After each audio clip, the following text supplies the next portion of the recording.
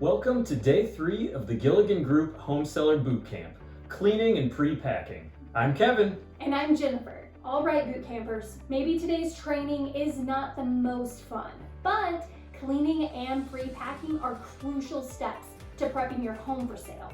And they can also make a big difference in how much your home sells for.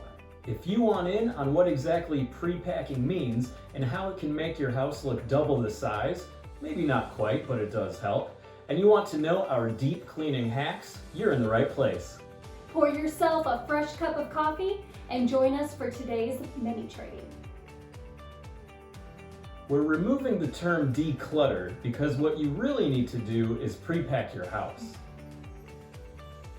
Go through your closets and empty out half of what is currently inside. Think about removing half of your shoes, half of your clothes, half of the jackets in the mudroom closet. Think half.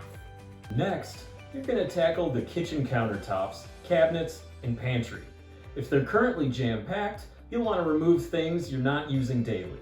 If you have small appliances you aren't using as much, like the latte maker or the popcorn maker, pack these up too. Remove appliances like blenders and toasters and place those in an easy-to-access cabinet. The goal is for buyers to see how much space you have and envision their lives as organized if they buy your home, not jam-packed. When it comes to home decor, knickknacks lying around, and other accessories, you'll want to pre-pack anything smaller than a baseball.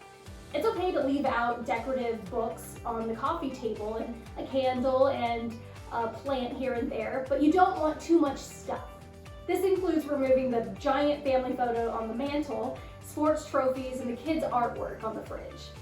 Now for the bathroom. Go through things like makeup, toiletries, hair products, skincare, you name it.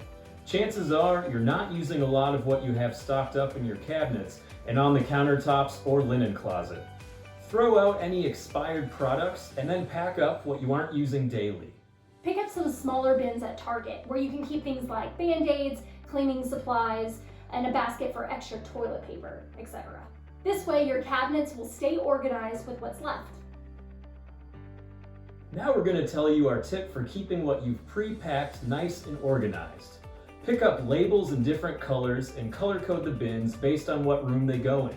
That way, when it comes to pack up the rest of your house, you know which box has what and if it has room to add anything in them.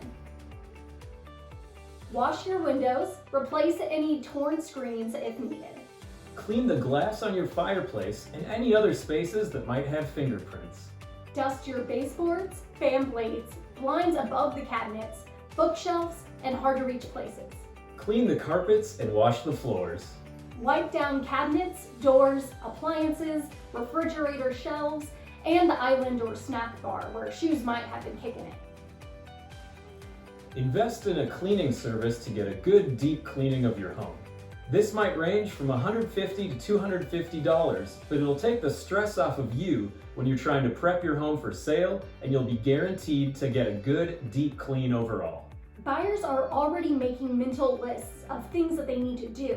And if they have to think about cleaning those stained carpets or washing all the windows, they're going to see less value, which can result in a lower offer price. Thanks for tuning in to the 3rd day of our Home Seller Bootcamp. Don't forget to request our free Home Seller Bootcamp e-guide.